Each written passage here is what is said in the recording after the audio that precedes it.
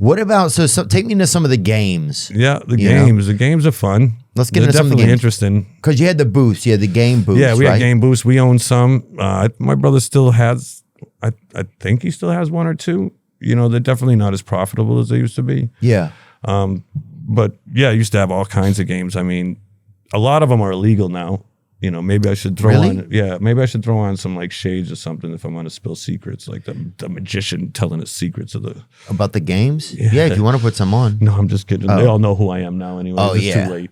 Well, because I know there was videos that came out years ago about like exposing all the games or whatever. Oh, really? I didn't like that shit. I knew that you pretty much weren't going to win. No, there's some that you are not going to win unless they want you to win. Ah. If they got enough money out of you and they got a good tip going, there's a big crowd. Or if you're in a wheelchair or something, probably. If you're maybe it all depends on how much money you spent.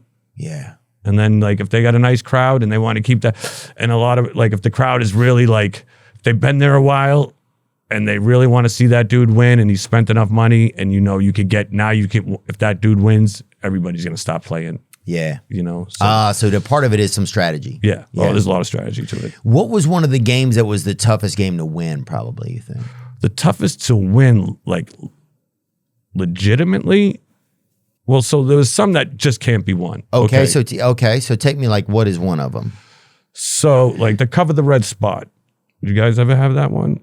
Cover the red spot. So there would be cover the red. a big red circle. Yeah, and you get like little discs. Yeah. Yeah. Could not be won legally. Oh. There would be one that could be won on that the guy would show you how to do it on because that one can be won. Okay.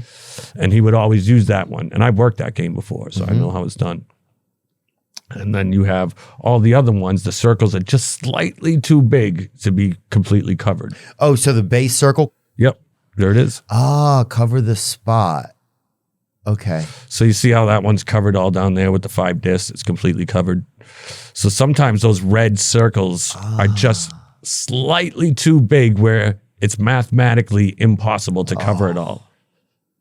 Dude, the saddest part, I just remembered this. So my brother, he was like the older brother, you know, and like he like was trying to win a game and I knew we didn't have much money, you know, so like he kept trying to win and like I knew it started to be a little bit thing like I got to win this. My brother's watching me, you know, and he fucking didn't win and I could feel it just break his fucking heart. Oh, man. I have seen I so many hearts broken. Really? Oh, my God. I've seen families broken up. Oh, I mean, they've spent their whole mortgage, lost a car, like lost everything. Yeah, really? Even traded their kid in, like trying to win. I swear to God. Sometimes you'll see the kids still up there as a prize now. You can win them. Yeah, you guys want this stuffed bunny with a cleft palate, or you want Ricky? Like, nah, we got a real life ginger over here.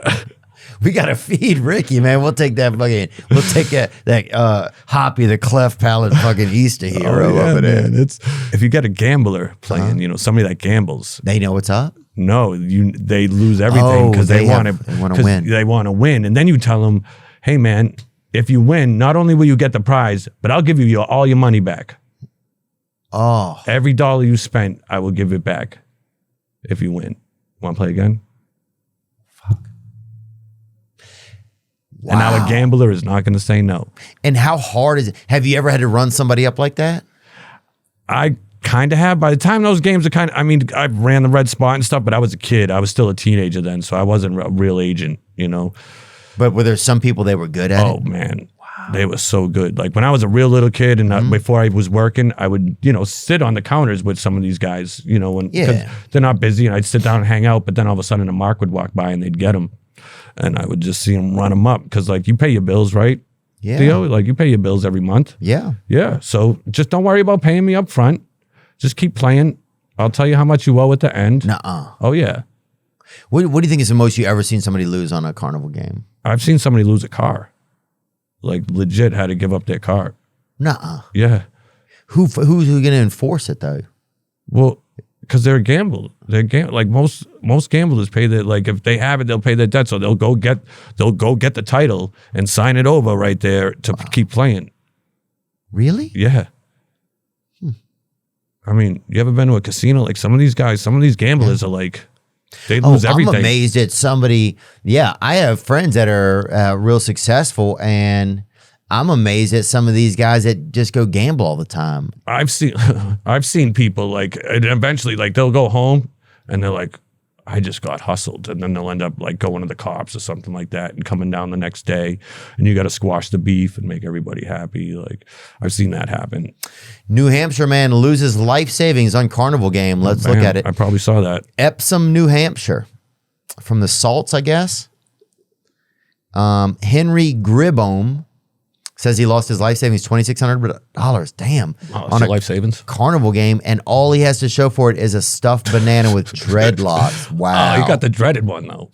Dude, BLM, bro. That's all I'm saying, dude. Yeah, at least you got the dreaded banana, dude.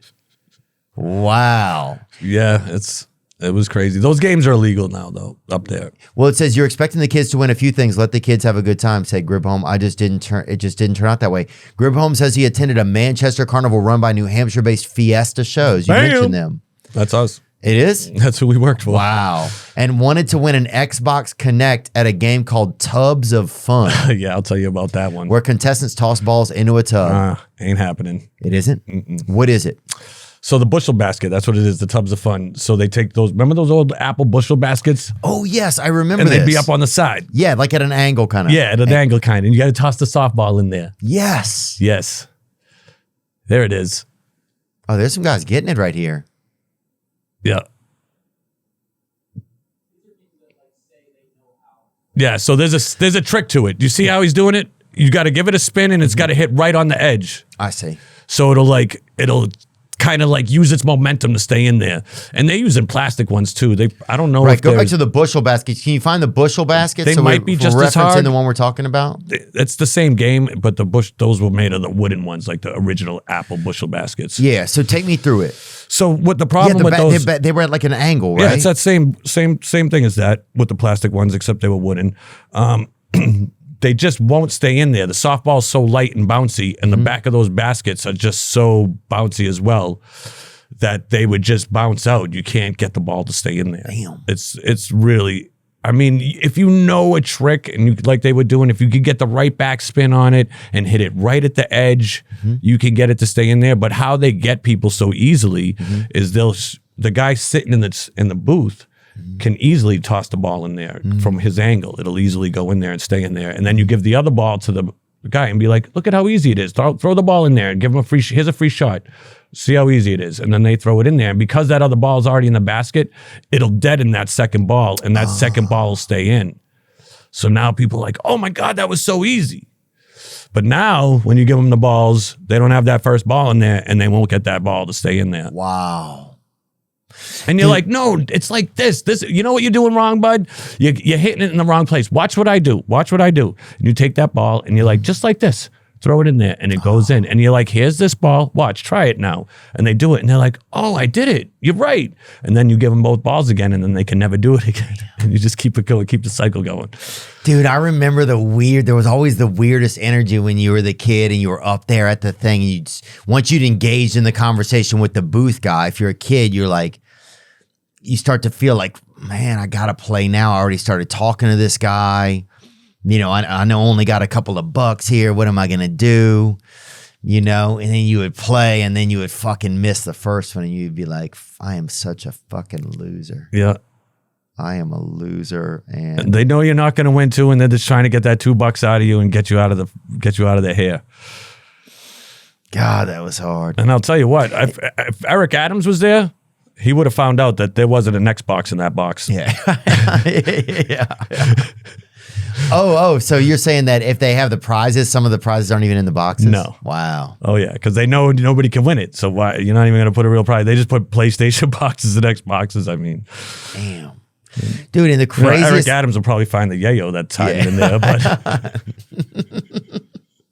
What's in here? And Mitch is talking about the episode with... who are we with? Shane Gillis, when we looked at Eric Adams video. Yeah, that was so funny, dude.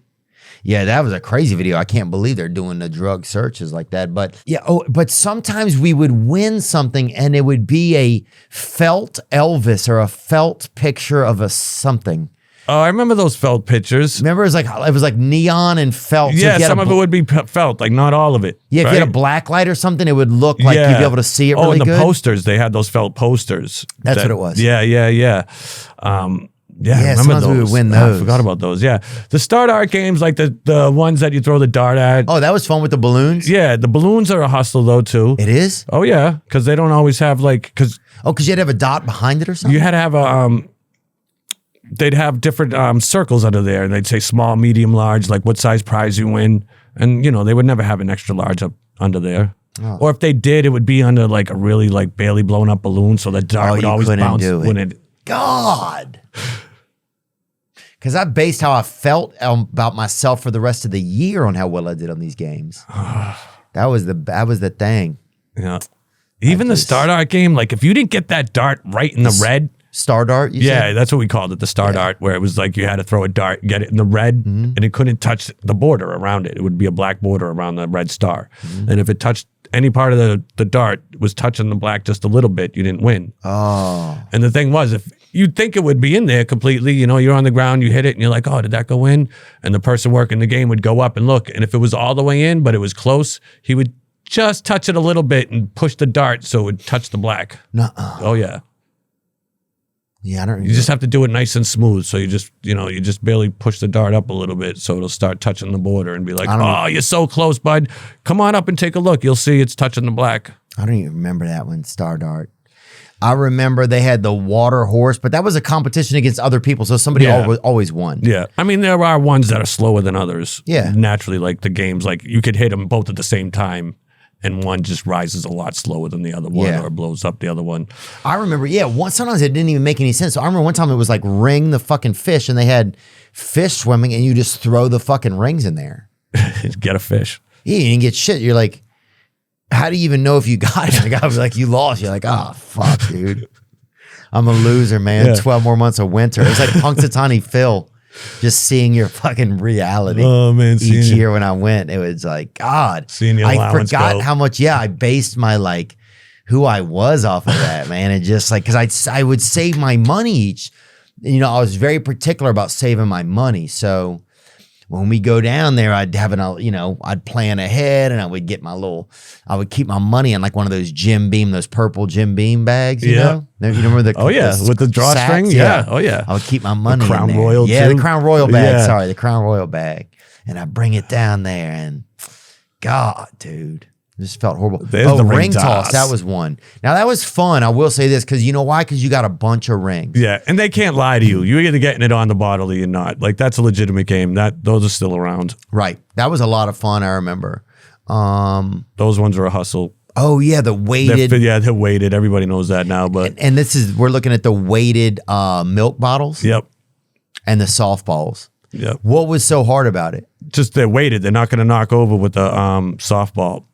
Because you'd fill them with lead or cement or whatever, and the top one would be empty. So if people said, "Oh, they're weighted," you would just grab the empty one and hand it to them and be like, "Oh, look at dude, they're not weighted." Right. Oh, wow! There was one other game we used to play where you would like put the money and it would you would pay and get these thing of coins and you put the coins in and it would push. Called the splash down is one of the ones we called it. Yeah, it would move the coins forward and sometimes it would push a little like an actual quarter would be on top of them. It would push a quarter off for $1. We used quarters in ours. Oh, you do? Yeah. There was sometimes, depending on the state, sometimes you had to use coins. Sometimes you could use quarters. In Maine, you can use quarters.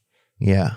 And so, but those are a hustle too. Are they? Yeah, because there's a couple different ways they hustled it. Sometimes there would be something under the quarters of the coins. There's like this triangle right at the front of the lip. Mm-hmm. So when they're pushing, they push sideways. And if you want to see on the sides, there's the splash-downs.